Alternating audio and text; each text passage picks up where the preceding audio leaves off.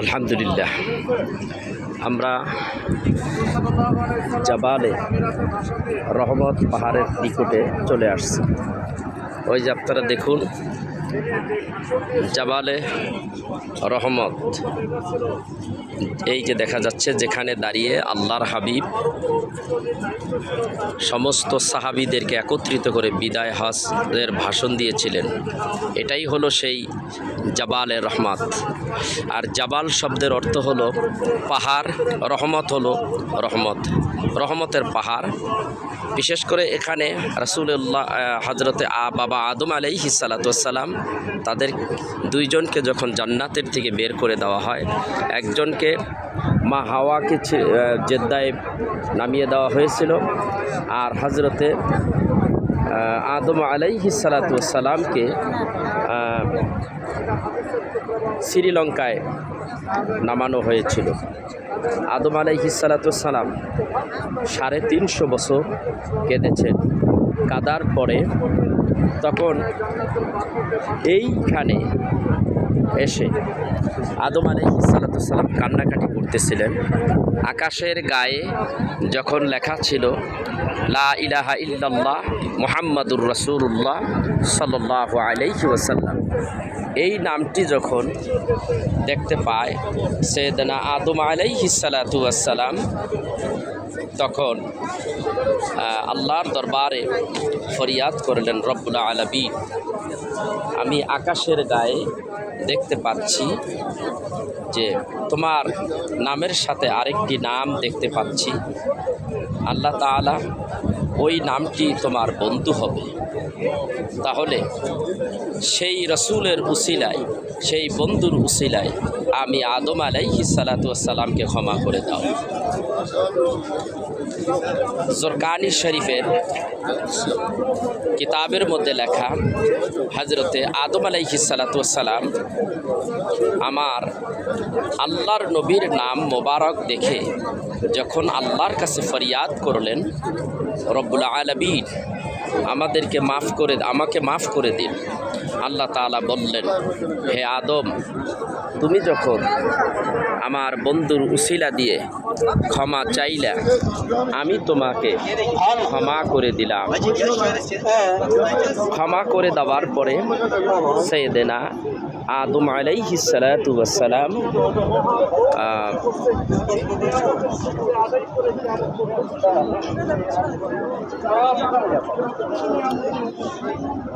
হযরতে আদম আলাইহিস সালাতু ওয়াস সালাম এবং হযরতে মা হাওয়া আলাইহিস সালাতু ওয়াস সালাম এখানেই দুজনে মিলিত হন, এখানেই তাদের সাক্ষাৎ হয়।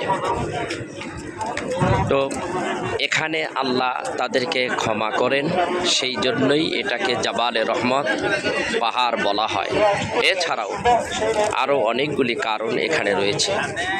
ইতিহাস সাক্ষী, সাইয়েদনা আদম আলাইহিস সালাতু ওয়াস সালাম এই আরাফা, মুজদালেফা, এখানে রাত্র তারা যাপন করেন।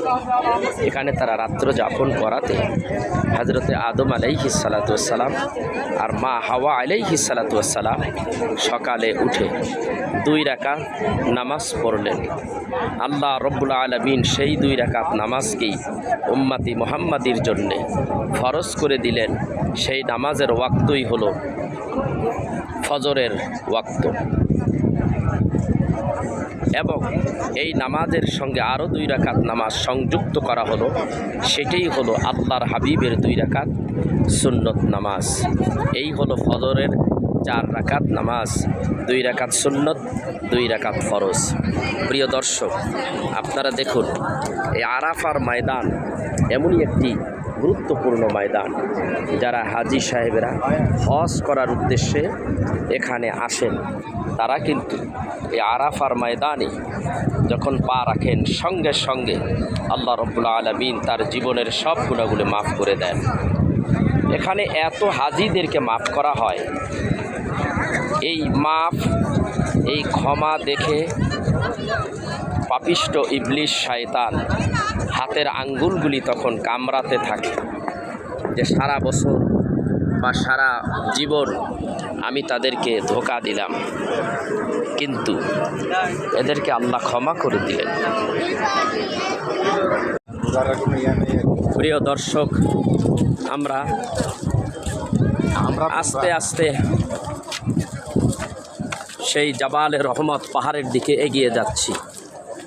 তো আপনারা অবশ্যই সেই রহমত পাহাড় এবং ছোট্ট একটি পিলারের মতো দেখতে পাচ্ছেন, যেই পিলারটাই অত্যন্ত গুরুত্বপূর্ণ। এখানে বাবা আদম আলাইহিস সালাতু ওয়াস সালাম এবং মা হাওয়া আলাইহিস সালাতু ওয়াস সালাম এখানেই মিলিত হন। রহমতের পাহাড়, রহমতের পাহাড়, এটা ক্ষমার পাহাড়। এখানে আল্লাহর হাবিব বক্তব্য দিয়েছেন, বিদায় হজের ভাষণ দিয়েছেন। প্রিয় দর্শক, আমরা সেই দিকেই এগিয়ে যাচ্ছি। আল্লাহু আকবার। এত বরকতময় পাহাড় এটা, যেখানে হাজী সাহেবেরা এই বরকতময় পাহাড়ের কিনারে, অর্থাৎ উকুফে আরাফা, আরাফার দিন এখানে যখন আসে, অসংখ্য হাজী সাহেবদেরকে আল্লাহ মাফ করে দেন। শয়তান তখন কাঁদতে থাকে। প্রিয় দর্শক, এই সেই পাহাড়ের চূড়া। আহারে, এই পাহাড়গুলির পাথরগুলি কত মূল্যবান। আমরা তো রসুলকে দেখতে পাইনি, এরা তো আমার রাসূলকে দেখেছে। আহারে, কি দামি পাথর এগুলি। আল্লাহু আকবার কবীরা। আপনারা দেখতে পাচ্ছেন, মানুষ দল বেঁধে বেঁধে বিভিন্ন দেশ থেকে এসে উপরের দিকে যাচ্ছে, আবার কিছু নেমে আসতেছে। আমরাও তার ব্যতিক্রম নই, আমরাও সিঁড়ি বেয়ে বেয়ে উপরের দিকে যাচ্ছি। এটাই হলো একটি বরকতময় রহমতের পাহাড়। আল্লাহ কত সুন্দর করে আল্লাহ তাআলা এই পাহাড়টাকে সৃষ্টি করেছেন। আল্লাহ, আল্লাহু আকবার। আমরা এখান থেকে আপনাদেরকে আরাফার ময়দান দেখাবো ইনশাআল্লাহ। সূর্যের তাপ এতই বেশি যে আমাদের শরীরের যে অংশগুলো বের হয়ে আছে মনে হয় ঝলসে যাবে।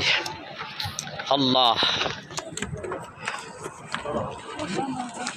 আল্লাহু আকবার।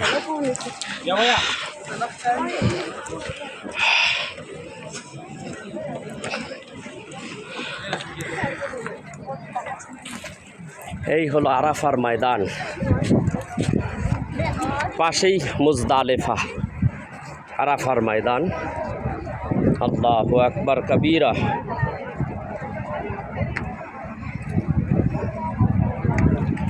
কত বড় একটা দামি জায়গা, যেখানে আল্লাহ তাবারক ওয়া তাআলা অসংখ্য মানুষদেরকে ক্ষমা করে দেন। তো প্রিয় দর্শক, আমি আপনাদেরকে এই জায়গাটাকে দেখাইতে সক্ষম হয়েছি। এখানে দাঁড়িয়ে রাসূল আরবি সাল্লাল্লাহু আলাইহি ওয়াসাল্লাম সাহাবীদেরকে নিয়ে বিদায় হজের ভাষণ দেন। রাসূলুল্লাহ সাল্লাল্লাহু আলাইহি ওয়াসাল্লামের শেষ ভাষণ, শেষ কথাই ছিল, আমি তোমাদের কাছে দুইটি জিনিস রেখে গেলাম। একটি হইল কিতাবুল্লাহ, আরেকটি হলো কিতাবুস সুন্নাহ। এই ধরো তো ভাই, ইয়া ধরেন, তুমি একটা কথা বলি, ইয়া না। তো এখানে রাসূলুল্লাহ সাল্লাল্লাহু আলাইহি ওয়াসাল্লাম বললেন, আমার কোরআন এবং সুন্নাহকে যারা সুন্দর মতো আঁকড়িয়ে ধরবে তারা কখন এখানে দাঁড়িয়ে সারা জগতের উম্মাহকে আল্লাহর নবী এই মেসেজটাই দিয়েছে। আমরা সেই জায়গায় এসেছি। এই গিটারটা আপনারা দেখতে পাচ্ছেন, ট্যাপ লাগাইয়া ভাষণ দিয়েছিলেন এবং রাসূল আরবি সাল্লাল্লাহু আলাইহি সাল্লাম বলেছেন, যারা উপস্থিত হয়েছে আমার কথাগুলি তারা শুনে, যারা অনুপস্থিত রয়েছে তোমরা তাদের কাছে এ কথাগুলি পৌঁছিয়ে দিবে। ফাসআলু আহলা যিকরি ইন কুনতুম লা তা'লামুন, তোমরা জানলে যারা জানে না তাদের কাছে জানিয়ে দাও, আমার কথাগুলি তাদের ছেড়ে দাও। ওয়া মা আলাইনা ইল্লাল বালাগুল মুবিন, তোমাদের দায়িত্ব হলো আমার এই কথাগুলো মানুষের কাছে প্রচার করা। ওয়া মা খালাকতুল জিন্না ওয়াল ইনসা ইল্লা লিয়াবুদুন, আমি জিন জাতি এবং মানব জাতি সৃষ্টি করেছি সংক্ষিপ্ত করেন একমাত্র আমার ইবাদত করার জন্য। মহান রব্বুল আলামিন এই কথাটাই সারা জগতের মানব জাতিকে দিয়েছেন। এই মেসেজটাই আমার আল্লাহর হাবিব সারা দুনিয়ার মানুষদেরকে জানিয়েছে। সেজন্য আমি আপনাদেরকে এই আরাফার ময়দান থেকে সমস্ত উম্মাতদেরকে, মুসলমানদেরকে জানিয়ে দিতে চাই, আসুন আমরা সারা বিশ্বের মুসলমানের হানাহানি বন্ধ করি, সন্ত্রাসী বন্ধ করি, মারামারি কাটাকাটি বন্ধ করি। এগুলি বন্ধ করে আমরা কোরআন সুন্নাহর আলোর দিকে ফিরে আসি, তাহলে আমরা সুন্দর একটি জীবন পাব। সারা বিশ্বের মানুষ এখন অশান্তিতে ভুগতেছে, সারা বিশ্বের মুসলমানেরা কাফেরদের হাতে মাইর খাচ্ছে, সারা বিশ্বের মুসলমানেরা কাফেরদের হাতে অপমানিত লাঞ্ছিত হচ্ছে। সেটার একটাই কারণ, আমরা কোরআন সুন্নাহ থেকে দূরে সরে গেছি বিধায় আজকে আমাদের আল্লাহ রব্বুল আলামিন নাখোশ হয়ে গিয়েছে। আসুন আমরা সকলেই